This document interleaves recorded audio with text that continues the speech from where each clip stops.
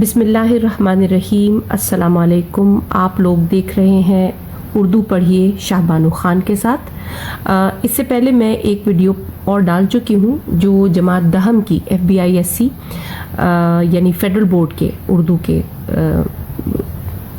मुतालिक थी, और अभी मैं आप लोगों के साथ शेयर करूँगी एक और किताब जो जमात नहम के अंदर राइज है, नेशनल बुक फाउंडेशन से जमात नहम की किताब है।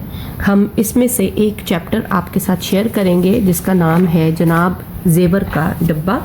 मुंशी प्रेमचंद का ये अफसाना है जिसके ऊपर मैंने बहुत सारी बच्चों को पढ़ाया भी है, और इसके अंदर से बहुत सारे ऐसे पैराग्राफ्स थे जो कि बहुत इंपॉर्टेंट थे, बहुत अहम थे। मैंने अपनी क्लास में भी बच्चों को ये बताया, जो कि बच्चे इस वक्त मुझे देख रहे होंगे तो उनको भी ये पता होगा कि जेवर का डब्बा तफहीमी सवालात के लिए कितना अहम है।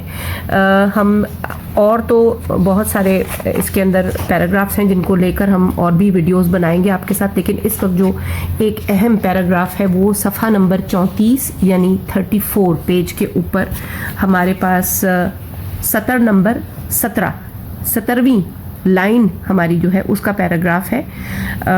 इसके अंदर ये एक बहुत अहम पैराग्राफ है। इसके अंदर और भी बहुत सारे अहम पैराग्राफ्स हैं। ये वीडियो ख़ास तौर पे मैं इस पैराग्राफ के लिए बना रही हूँ। इसको हम पहले पढ़ेंगे ताकि हम इसको समझ सकें।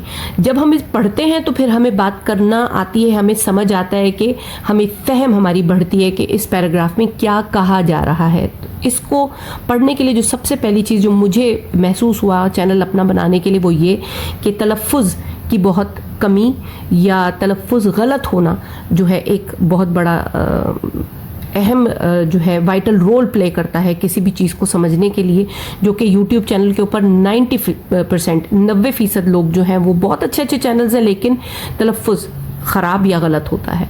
तो हम वापस आते हैं जनाब सफ़ा नंबर 34 सतर नंबर 17 पढ़ते हैं इसको। रोटी की खैर मनाने वाले तालीम याफ्ता नौजवानों में एक कमज़ोरी होती है जो उन्हें तल्ख़ सच्चाई के इजहार से रोकती है।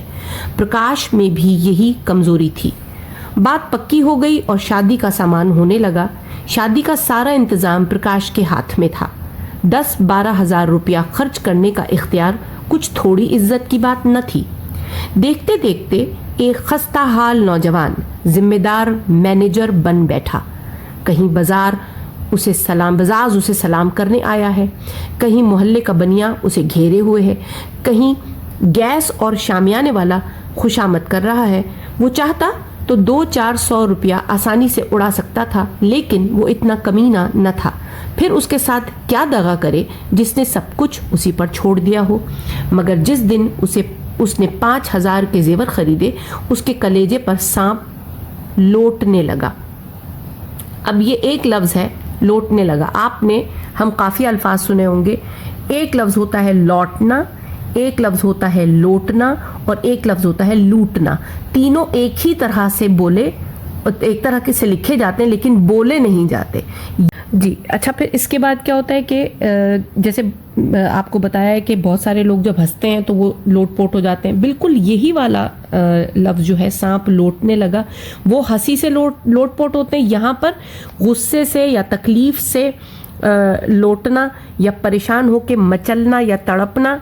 सांप का तड़पना जो है ना वो शिद्दत का इजहार है। मतलब किसी भी इंसान के लिए जो तकलीफ़ होती है, वो सांप जब अपने आप को जैसे ज़ख्मी होने के बाद जब तड़पता है, तो यहाँ पे उस चीज़ के मायने यहाँ पे लिए गए। अब हम जनाब इसके सवाल जवाब के ऊपर आएंगे। वही बात है कि तरतीब से हम सवाल जवाब करेंगे। तो उसके अंदर जो पहला जुमला है उसमें से हम कोशिश आप ये किया करें कि खुद से ये देखें कि कंटेंट के अंदर या इबारत के अंदर कौन कौन सा जुमला ऐसा है जिसका सवाल बनाया जा सकता है।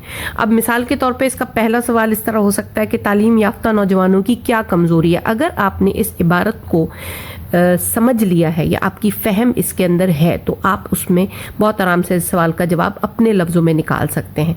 तालीम याफ्ता नौजवानों की क्या कमज़ोरी है?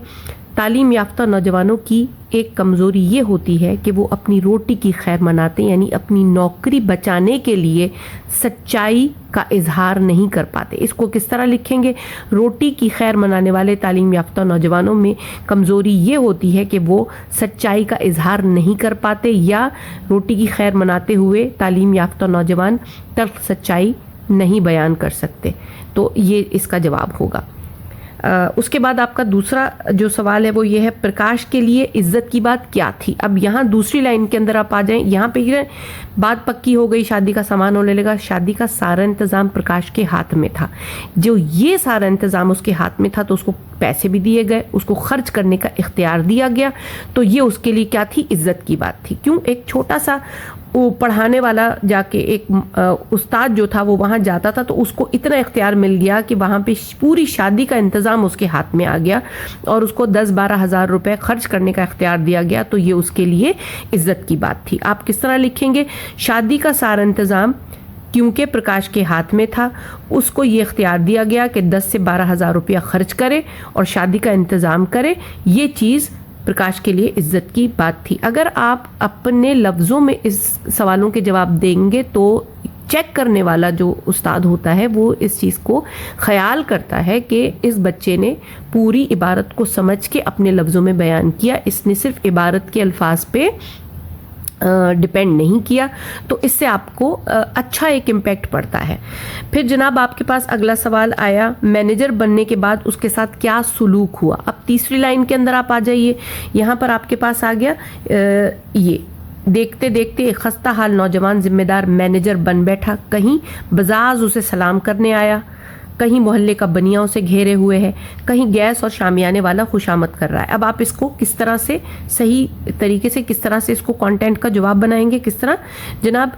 جب پرکاش مینیجر بن گیا تو اس کے ساتھ تمام لوگ ملنے کی کوشش کرنے لگے. یعنی آپ اس طرح سے لکھ سکتے ہیں تاکہ کانٹینٹ بھی آپ کا ساتھ میں رہے اور آپ اپنے لفظوں میں اتنا نہ اپنے لفظوں میں کہیں کہ عبارت کہیں کھو جائے. آپ کس طرح کریں گے کہ مینیجر بننے کے بعد کہیں بزاز کہتے ہیں جو کپڑا بیچنے والے دکانوں پر موجود ہوتے ہیں مارکیٹ کے اندر جو لوگ ہوتے ہیں وہ, کہیں بزاز اسے سلام کرنے آیا ہے, کہیں محلے کا بنیا اسے گھیرے ہوئے یعنی محلے کے اندر جو پرچون کی دکانیں یا گروسری کی شاپس ہوتی ہیں ان میں جو لوگ بیٹھتے ہیں ان کو پرانے زمانے میں ہندی زبان میں بنیا کہا جاتا ہے.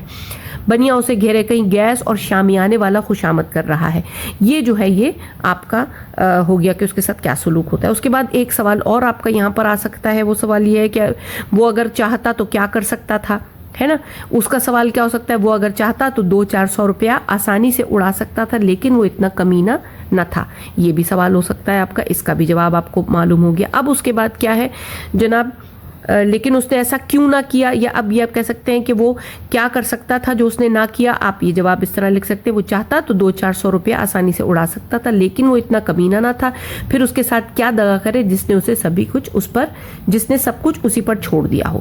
یہ پورا جواب آپ اس سوال کا کر سکتے ہیں. آخری جو سوال اس پیراگراف میں ہو سکتا ہے وہ یہ کہ اس کے کلیجے پر سانپ کیوں لوٹنے لگا. اب وہی لوٹنا, لوٹنا اور لوٹنا. یہ لوٹنا ہے, لوٹنا واپس پلٹنا, لوٹنا یعنی چوری ڈکیتی کرنا اس کے اندر آ جاتا ہے, اور یہ کیا ہے؟ لوٹنا. جناب اس کے اندر کیا سوال کا جواب ہوگا کہ اس کے کلیجے پر سانپ کیوں لوٹنے لگا. آپ جواب میں لکھیں گے جس دن اس نے 5000 کے زیور خریدے اس دن اس کے کلیجے پر سانپ لوٹنے لگا. یہ آپ کے پورے کنٹینٹ کے اندر سے 4 یا 5 سوال, ہر پیراگراف کے اندر سے 5-6 سوال آپ خود آسانی سے نکال سکتے ہیں اور اس کو حل کر سکتے ہیں. اس سے کیا ہوگا؟ آپ کی پڑھائی بھی اچھی ہوگی اور آپ کی تفہیم خود بخود بہتر ہوتی چلی جائے گی. یہ پیراگراف ہم نے لے لیا. اب اس کے بعد اور بھی بہت سارے پیراگرافس ہیں اس کے اندر جن کے سوال جواب کے ساتھ میں پھر دوبارہ حاضر ہوں گی. ابھی تک کے لیے اتنا کافی ہے. آپ سب اس چینل کو سبسکرائب کریں, لائک کریں اور اس کو شیئر کریں. کوئی سوال ہو اس سبق کے متعلق تو وہ بھی آپ مجھ سے پوچھ سکتے ہیں. اس چینل کو امپروو کیسے کیا جا سکتا ہے اس کے لیے بھی آپ کے مشورے کی ضرورت رہے گی. آپ سب کا بہت شکریہ. جزاک اللہ خیرن کثیرہ.